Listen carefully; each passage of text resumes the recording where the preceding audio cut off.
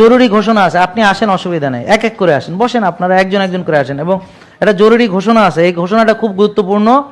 আমাদের যারা ভক্ত, আমাদের যারা অডিয়েন্স, আমাদের যারা ফলোয়ার, আমাদের যারা অ্যাডমিন, আমাদের যারা মডারেটর, আমাদের যারা গ্রুপ চালান, খুবই গুরুত্বপূর্ণ, এটা খুবই গুরুত্বপূর্ণ। এই ঘোষণাটা আমাকে দিতে হচ্ছে জরুরি ভিত্তিতে। তো একজন আমাদের সাথে, আমরা তিনজন একটা সময়ে আমরা ভিডিও তৈরি করতাম, একসঙ্গে লাইভ করতাম, তিনজন ব্যক্তি। তার ভিতরে একজন হচ্ছে মুজিবুর রহমান, আর একজন হচ্ছেন আমি, আর একজনের নাম আমার বলার দরকার নেই।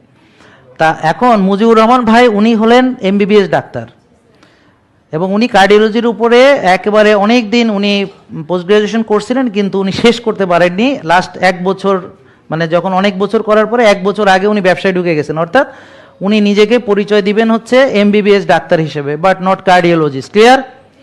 আর আমার ব্যাপারে আমি বলেছি আমি শুধু এমবিবিএস ডাক্তার, আমার কোনো ডিগ্রি ওই রকম বলার মতো এমডি এফসিপিএস নেই। তা আমি নিজেকে কোনো বিশেষজ্ঞ হিসেবে দাবি করি না, আমি লাইফস্টাইল মডিফিকেশন দেই। এবং যেহেতু আমরা তেমন কোনো ওষুধও দেই না, মানুষকে শুধু পরামর্শ দেই, রোজা, ঘুম, ব্যায়াম, এই জন্যে আমরা নিরাপদভাবে প্র্যাকটিস করি। কারণ ওষুধ লিখতে হইলে বিরাট বড় ডাক্তার হইতে হয়, আর ওষুধ না লিখতে হইলে আমার এখানে আপনারা যারা আছেন আপনারাও বিরাট বড় ডাক্তার হইতে পারবেন উইদাউট মেডিসিন। কারণ আপনি যদি কাউকে ঘুমাইতে বলেন তাহলে কারো প্রেসক্রিপশন লাগবে না। আপনি যদি কাউরে ব্যায়াম করতে বলেন, শ্বাসের ব্যায়াম করতে বলেন, রোদ্রে যাইতে বলেন, এটা হালাল তৈব খায়, কোনো প্রেসক্রিপশন লাগবে না। তো অ্যাকচুয়ালি আমি যে কাজটা করতেছি এখন, আমার যদি সার্টিফিকেট নাও থাকে, কি সমস্যা আছে? নাই। তবে আমার আছে, আমার বিএমডিসি রেজিস্ট্রেশন আছে, এটা আমি ক্লিয়ার করেছি। আপনাদের এই বিষয়ে কোনো কনফিউশন আছে? কিন্তু আরেকজন তিনি কিন্তু রসায়নে উনি পড়াশোনা করেছেন, তিনি কোনো এমবিবিএস ডাক্তার না। আমার কথা বুঝতে পারছেন? তিনি ডিআর হলো পিএইচডি, সেটা হলো কোনো রসায়নের কোনো একটা সাবজেক্টে তিনি হলেন ডিআর, নট ডক্টর, মানে যেটা ডাক্তার না আর কি। তিনি হলেন মানে ডক্টরেট করা পিএইচডি, যে শিক্ষকতা করতে পারেন। তো এই বিষয়টা ক্লিয়ার করা দরকার। এখন ওনার নামে অনেক নিউজ বেরোনোতে, যেহেতু উনি আমার সাথে প্রোগ্রাম করছিলেন, এই জন্যে অনেকে আমাদের প্রশ্ন করতেছে যে স্যার আপনার সঙ্গে দেখেই আমরা ওনার ভক্ত হয়েছি, আপনার সঙ্গে দেখে। এখন যখন আমাদের সঙ্গে করছে এটা, তখন আমরা জানতাম না যে উনি রিয়েল ডক্টর না। আমার কথা বুঝতে পারেন? এবং উনি যেই সার্টিফিকেটটা শো করেছেন, পরে দেখা গেছে ওরাই বলেছে, যেখানে ওদেরকে মেল করার পরে ওরাই বলেছে যে আমরা কোনো মেডিকেল ডাক্তারের সার্টিফিকেট দেই না, বা আমাদের সার্টিফিকেট নিয়ে কেউ অ্যাপ্রন ট্যাপ্রন পরে নিজেকে ডাক্তারের মতো স্টেথোস্কোপ গলায় ঢুকে, মানে যেটা দেখে মনে হয় মানুষ সে ডাক্তার, তা এই ধরনের কাজ করার কোনো সুযোগ নেই। বুঝতে পারছেন? এই কারণে শুনেছি যে আমেরিকাতে তার যে আগের যে ইয়াগুলো ছিল, ওগুলোতে তাদের ওখান থেকে তারা বলে দিছে যে ও কোনো এই ধরনের ডাক্তারি বা ধরেন কি দেয় জানি, বিভিন্ন ইয়াগুলো ইন্টারভেনশন যেগুলো দেয়, আচ্ছা গেল, এটা সে দেওয়ার অধিকার রাখে না। এটা হচ্ছে তাদের কথা।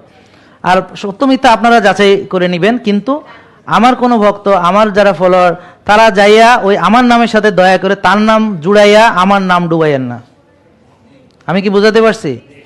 আমার নামের সাথে তার নাম জুড়ে দিয়ে আমাকে ডুবানোর কোনো দরকার নাই। আমরা তার ক্ষতিও করতে চাই না, তার ভালো করতে চাই না। আমি ক্লিয়ার মেসেজটা দিতে চাই যে আমরা যে কাজটা করছি, আমার যে পরিচয়, আমার যে কর্ম, ক্লিয়ার।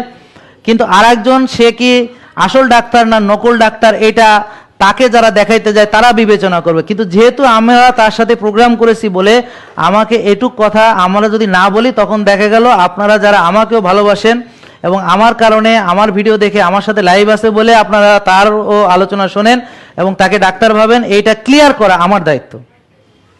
কিন্তু বুঝছেন? আর সত্য মিথ্যা আপনারা নিজেরা যাচাই করে নেবেন।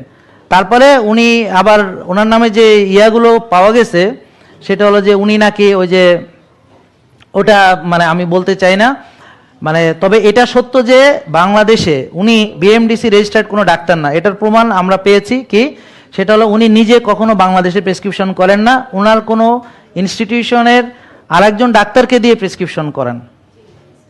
আমি কি বোঝাতে পারছি? তার মানে এটা তো তাহলে উনি যে এই আলোচনাটা যে আসতেছে, তার মানে এইটাই তার সত্যতা নির্ণয় করে। যদি উনি আসল ডাক্তার হতেন তাহলে উনি নিজ হাতেই প্রেসক্রিপশন লিখতে পারতেন। আমি কি বোঝাতে পারছি? এটুক আমার বলার আছে। এর বাইরে আমরা এই কোনো আলোচনার মধ্যে আর যাব না। আমি কি বোঝাতে পারছি? আমরা এর বাইরে আর কোনো আলোচনার মধ্যে যাব না। এখন উনি এমবিবিএস বা উনি এই ডাক্তার না জেনে যদি আপনারা তার পরামর্শ নেন, তার কাছে যাবেন, আমার তো কোনো সমস্যা নেই। আপনার উপকৃত হবেন কারণ আমার রুগী ও তো ডাক্তার না, ওর পরামর্শ তো কত লোক ভালো হয়েছে, ও এক একটা আইনা ঘরের মধ্যে রাইখা 7 দিন রাইখা ডায়াবেটিস কমায় বাড়িতে পাঠায় দিচ্ছে। কি বুঝেন নাই কথা? তারপর আপনারা কে কে আছেন যারা পরামর্শ দিয়েছেন দেখি হাত তোলেন। আপনার পরামর্শে ভালো হয়েছে না কয়জন? 8-10 জন ভালো হয়েছে। আমাদের জালাল ভাই সে ডাক্তার না, তোমার পরামর্শে কয়জন ভালো হয়েছে? অনেকে উপকৃত হয়েছে, ভালো হয়েছে। তাহলে ও তো ডাক্তার না, ও তো বলেনি আমি ডাক্তার। আমার কথা হইলো ভাই আপনার আসল পরিচয়টা দিয়ে দেন, তাহলেই তো হইলো। বলেন যে আমি এই সঠিক তথ্য তুলে ধরেন, তারপর আপনার যা খুশি তাই করেন। কি বুঝেন নাই কথা?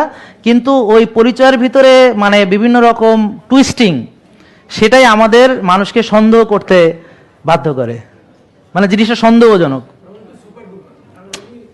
আর না শেষ, আমাদের বক্তব্য শেষ।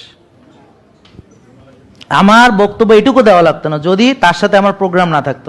আপনারা নিশ্চয়ই লক্ষ্য করে দেখেছেন অনেক বছর আমি যে তার সাথে কোনো প্রোগ্রাম করি না। বোঝা উচিত কেন? আগে বুঝি নাই, পরে যখন ব্যাপারটা ধরতে পারছি তখন আস্তে সরে আসছি। আর যারা একটু মানে লোকগুলো যারা একটু ক্রিমিনাল, ওদের থেকে দূরে থাকা ভালো। ওদের কাছে আবার গেলে ওরা আবার দেখা গেলো আইডি হ্যাক করবো, এটারে স্ট্রাইক মারবো, ওরা খাইয়ে দিব। মানে ওনার বিরুদ্ধে অলরেডি যারা এর আগে দেখছি কথা বলছে, আমার যদি দরকার নেই ভালো মন্দ কিছু বলার, কারণ আমি তো বিচারক না। তবে তাদের কারোই আইডি মাইডি কিচ্ছু নাই, সব শেখাই ফেলছে। বুঝেন নাই কথা? আসসালামু আলাইকুম ওয়া রাহমাতুল্লাহ। স্যার আমি সাতক্ষীরা থেকে আসছি, সাতক্ষীরা জামিল মাদ্রাসার শিক্ষক। আলহামদুলিল্লাহ। আমি গত মাসে আসছিলাম 29 তারিখে। আমার ওজন ছিল 83 কেজি। আচ্ছা, এখন বর্তমান ওজন আছে 75 কেজি। আলহামদুলিল্লাহ, মাশাআল্লাহ। আমি সাতক্ষীরা অনেক দূর থেকে, প্রায় 300 কিলোমিটার দূর থেকে আসছি। আমাদের ওখানে একজন আমাদের ইকরা মাদ্রাসার শিক্ষক তিনি আসেন, তিনি আমাকে উদ্বুদ্ধ করার পর আমি আসছি। আমার দেখা থেকে আত্মীয় স্বজন অনেকেই উদ্বুদ্ধ হয়েছে, অনেকে আসবে আশ্বাস দিয়েছে। অনেক ধন্যবাদ। এখন আমার সমস্যা সারা ঘাট পাশে ব্যথা ছিল, হাঁটুতে ব্যথা, হাঁটু থেকে পা পর্যন্ত ব্যথা। স্বাভাবিক চলাফেরা, সিঁড়িতে ওঠানামা প্রচন্ড কষ্ট হতো। আলহামদুলিল্লাহ অনেক সুস্থ হয়েছে। আলহামদুলিল্লাহ। এখন আর একটা সমস্যা আছে, সেই সমস্যাটা সমাধানের জন্য পরামর্শ চাই। বলেন। যে হাঁটু থেকে পায়ের গোড়ালি পর্যন্ত প্রত্যেক গরমের সময় প্রচন্ড চুলকাতে পা কেটে যায়, রক্ত বাইরে, ঘামাচি হয়ে যায়। এই ঘামাচি মুখ পেকে যায়, পুজ হয়ে যায়, আবার এগুলো বাইরে হয়ে যায়, হওয়ার পরে আস্তে আস্তে আবার সেরে যায়। তো এই সমস্যাটা এবছর আছে, এর সমাধানের জন্য আমি একটি পরামর্শ চাচ্ছি। আমরা দোয়া করি আগামী বছর ইনশাল্লাহ থাকবে না। হ্যাঁ, আর এবছর আপাতত আপনি চিকিৎসা যেটা দরকার ডাক্তারি দিয়ে করেন, কিন্তু এর পাশাপাশি আপনি এই যে যদি আরো ওজন কমান, ঠিক আছে, তারপর আপনি নারকেলের তেলটা হলুদের সঙ্গে মিশিয়ে ওখানে লাগান।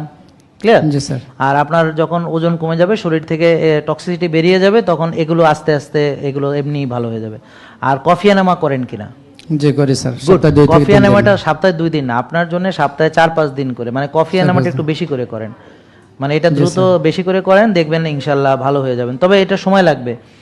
আর আমরা আশা করব যদি লাইফস্টাইলের ভেতরেই থাকেন ইনশাল্লাহ আগামী বছর তো এই প্রবলেম হওয়ার কোনো কারণ দেখি না ইনশাল্লাহ। ঠিক আছে? জি ইনশাল্লাহ। Thank you.